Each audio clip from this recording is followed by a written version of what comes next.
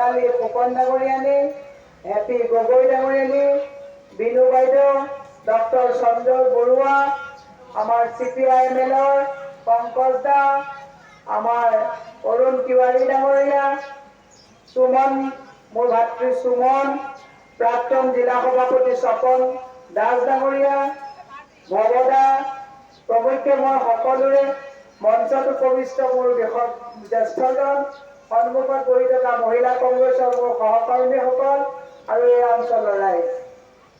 অহা 7 তাৰিখে নিৰ্বাচন। ইতিমধ্যে নাবাম তুৰ্কী ডাঙৰীয়া আৰু আমাৰ দেৱব্ৰত শইকীয়া ডাঙৰীয়া আৰু ৰাইজৰ দলৰ দাদাই গোটেই কথাখিনি কৈ গৈছে। মই বেছি দীঘলীয়া নকৰোঁ। মই মিটিঙলৈ যেতিয়া আহি আছিলোঁ, এই মিটিঙৰ পৰা কেইগৰাকীমান মহিলা সেইফালে আকৌ উভতৰি বাট মেলিছে।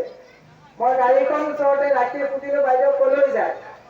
বোলে বাইদেউ আপোনাৰে মিটিং শুনিবলৈ আহিছিলোঁ, কিন্তু আগত এখন মিটিং আছে 150 টকাকৈ দিব বোলে, গতিকে বাইদেউ বেয়া নাপাব, ভোটটো আপোনাকে দিম, কিন্তু মই সেইখন মিটিঙলৈ যাওঁ।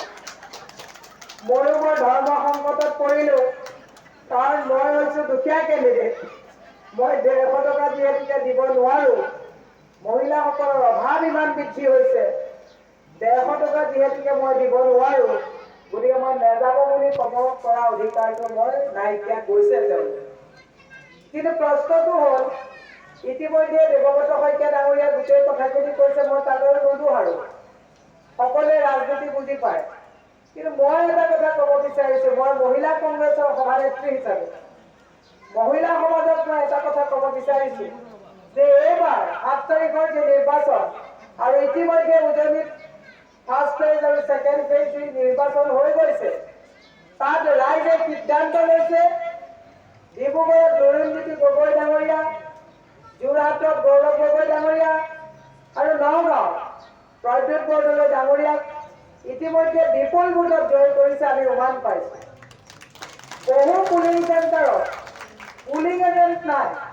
প্ৰিজাইডিং অফিচাৰ বহুতক চিনি পাওঁ, তেওঁলোকে ফোন কৰিছিলে যে বাইদেউ বহু চেণ্টাৰত এইবাৰ পুলিং এজেণ্ট নাই, কিন্তু আমিয়ে পহৰা দিছোঁ যাতে বিজেপিৰ এজনো পুলিং এজেণ্টে যাতে তাত ৰেকিং কৰিব নোৱাৰে।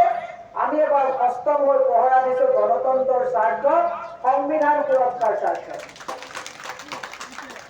মই সেইকাৰণে আপোনালোকক কৈছোঁ, তৃতীয় পৰ্যায়ৰ এখন নিৰ্বাচন। গুৱাহাটী হৈছে সাউথ ইষ্ট এছিয়াৰ হাব, এইখন নৰ্থ ইষ্টৰ হাব, আৰু গুৱাহাটীৰ পৰা আমি বিগত স্বাধীনতাৰ পিছত 11জনকৈ আমাৰ ইয়াৰ পৰা সাংসদ গৈছে। ৰোহিণী কুমাৰ চৌধুৰী, হেম বৰুৱা, দীনেশ গোস্বামী, এওঁলোকে বলিষ্ঠভাৱে অসমৰ মান সংসদত উজ্বলাই ৰাখিছে। তাৰপিছত যদিও আজি আমাৰ দলত নাই, কংগ্ৰেছৰ পৰা যোৱা ভুৱনেশ্বৰ কলিতা ডাঙৰীয়াই কিন্তু অসমত কংগ্ৰেছত থাকোঁতে সুন্দৰভাৱে তাক প্ৰতিষ্ঠা কৰিছে। কিৰীট চলিহা ডাঙৰীয়াও সংসদত অসমৰ মান উজ্বলাই ৰাখিছিল। কিন্তু দুৰ্ভাগ্যজনক কথা, যেতিয়াৰ পৰা এই আসনখন বিজেপিৰ হাতত গৈছে, বিজেপিৰ সাংসদসকলে অসমৰ আৰু লগতে গুৱাহাটীৰ সাংসদ এগৰাকীৰ যি গৰিমা, তাক মৌনতাৰে তেওঁলোকে একেবাৰে অৱলম্বিত আৰু হতাশজনক অৱস্থালৈ লৈ গ'ল।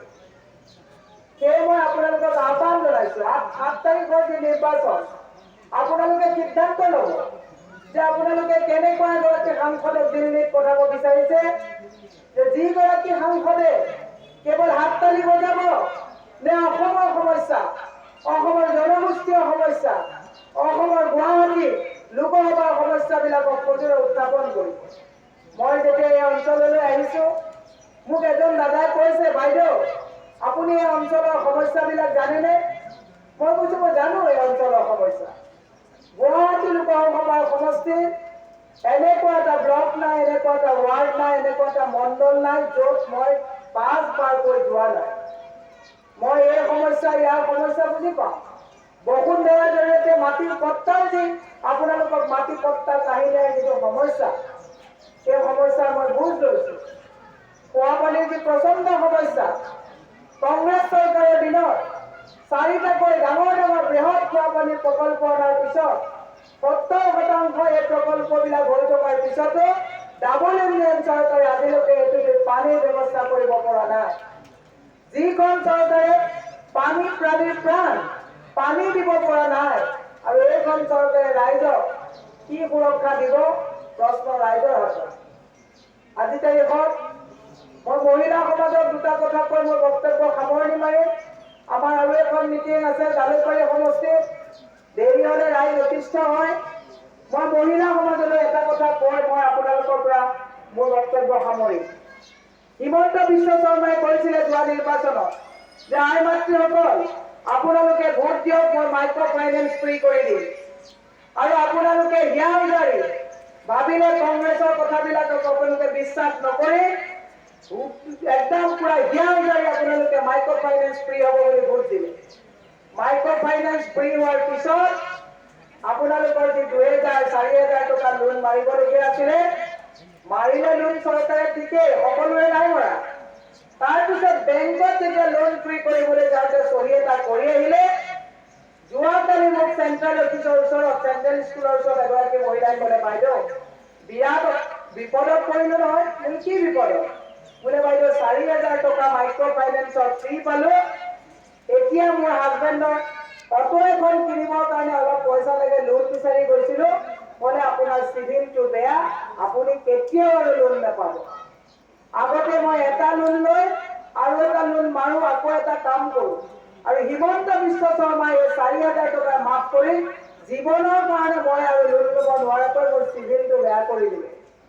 এতিয়া মই আপোনালোকক কৈছো, অৰুণোদয় মাতৃ সমাজক বুজি পাইছে যে অৰুণোদয় আজি তাৰিখত কিবা স্কিম পুৰুষৰ কাৰণে দিছে নেকি?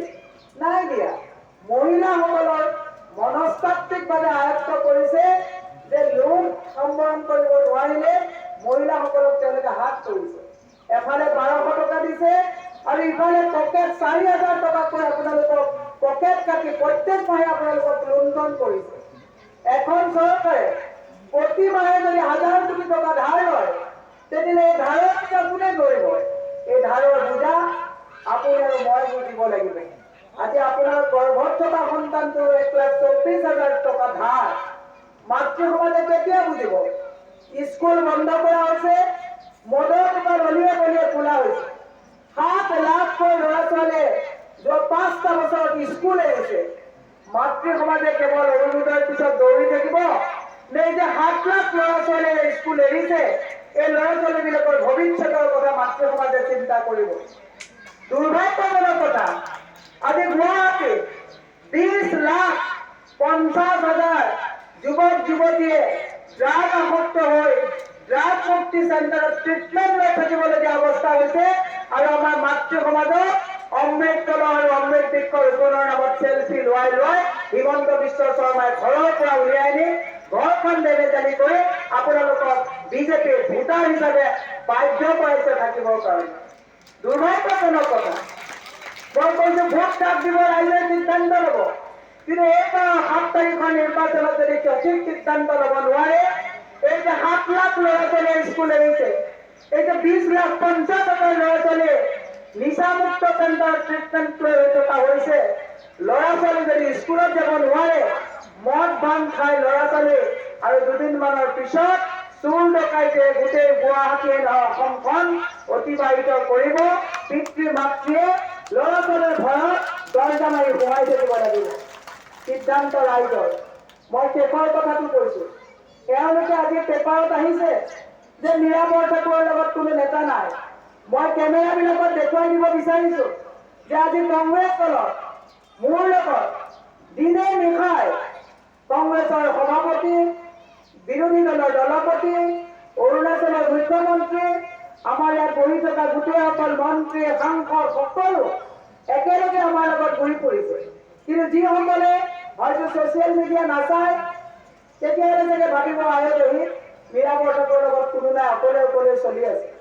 গৌৰৱ গগৈ ডাঙৰীয়াই মোৰ লগত মিটিং কৰিছে, লুৰিণজ্যোতি গগৈ ডাঙৰীয়াই মিটিং কৰিছে, আজিও ভূপেন বৰা ডাঙৰীয়াই কৈছে যে আপোনালোকৰ লগত মিটিং কৰিম নেকি। এইবিলাক যিটো মনস্তাত্ত্বিকভাৱে আপোনালোকক দুৰ্বল আৰু হতাশ কৰিব বিচাৰিছে, তাক চকু নিদিব। মই এটা কথা কৈছো, এওঁলোকে কৈছে সবকা সাথ সবকা বিকাশ হৈছে। কংগ্ৰেছৰ পাৰ্টি দুৰ্বল বুলি জনাব বিচাৰিছে।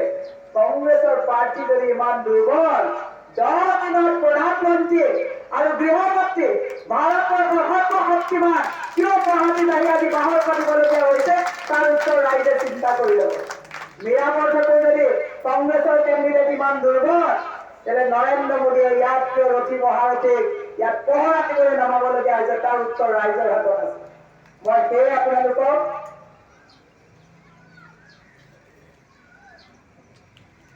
গতিকে মই আপোনালোকক এটা কথা ক'ব বিচাৰিছো যে সিদ্ধান্ত আপোনালোকে লব।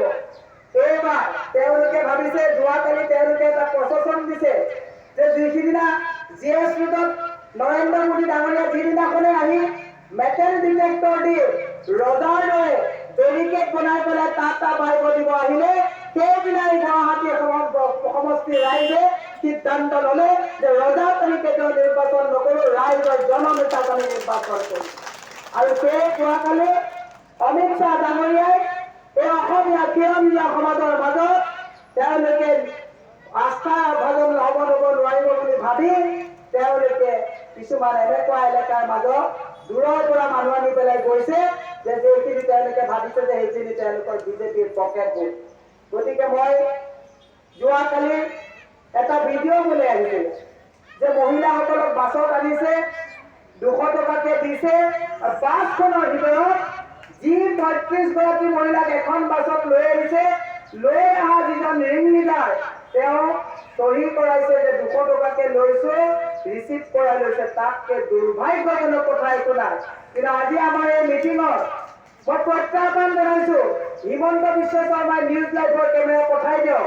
এগৰাকী মহিলাই যদি ক'ব পাৰে 10 টকা দি পেলাই নিৰাপত্তাৰ মিটিঙত আহিছে, মই প্ৰত্যাহ্বান জনাইছো, ৰাজনৈতিক জীৱন মই প্ৰত্যাহাৰ কৰিম। সেয়ে আমাৰ কংগ্ৰেছ। মই এইকাৰণে কৈছো, আপোনালোকৰ যে মৰম, আপোনালোকৰ যে সহায় সহযোগিতা, মোৰ সহকৰ্মী মহিলা কংগ্ৰেছৰ যিসকল ইয়াত সন্মুখত বহি আছে, 150 গৰাকী মহিলাই গুৱাহাটী দিনে নিশাৰ পকেটত পইচা খৰচ কৰি ঘাম মাটিত পেলাই ঘৰে ঘৰে কংগ্ৰেছৰ গেৰেণ্টি কাৰ্ড বিলাই ফুৰিছে। সেয়াই কংগ্ৰেছ, সেয়াই কংগ্ৰেছৰ কৰ্মী। মই আপোনালোকক প্ৰতিশ্ৰুতি দিছো, যদি আপোনালোকে মোক জয়ী কৰি সংসদত পঠায়, মই কেৱল গুৱাহাটী লোকসভা সমষ্টিৰ কথাই নহয়, অসমৰ প্ৰতিটো জাতি আৰু জনজাতীয় সমস্যা সজুৰভাৱে সমানভাৱে মই সংসদত উত্থাপন কৰিবৰ কাৰণে ৰাজনৈতিক প্ৰস্তুতি দিছো। শেষত মই গুৱাহাটীবাসী ৰাইজক মই এটা মোৰ প্ৰতিশ্ৰুতি দিছো যে যিদিনাই আপোনালোকক মানুহে কয় যে পাহাৰৰ মাটিৰ পট্টাৰ সমস্যাটো হৈছে ৰাজ্যিক বিষয়, কোনো ৰাজ্যিক আৰু কেন্দ্ৰীয় বিষয় বুলি কথা নাথাকে। এই আমাৰ ভোটাৰ ৰাইজে কেন্দ্ৰীয় বিষয়টো ভোট দিয়ে, ৰাজ্যিক বিষয়টো ভোট দিয়ে। মূল লক্ষ্য লাগিলে কেন্দ্ৰীয় বিষয়ে মাত মাতিব লাগিব, ৰাজ্যিক বিষয়ে তাত মাত মাতিব লাগিব। যোনদিনাখন পাহাৰত বুলডোজাৰ লাগিব, মোক যদি সাংসদ কৰি পঠায়, মই বুলডোজাৰৰ ওচৰত ৰাজ্য চৰকাৰক বুলডোজাৰ ৰখাবৰ কাৰণে মই বাধ্য কৰাম বুলি আপোনাক প্ৰতিশ্ৰুতি দিছো।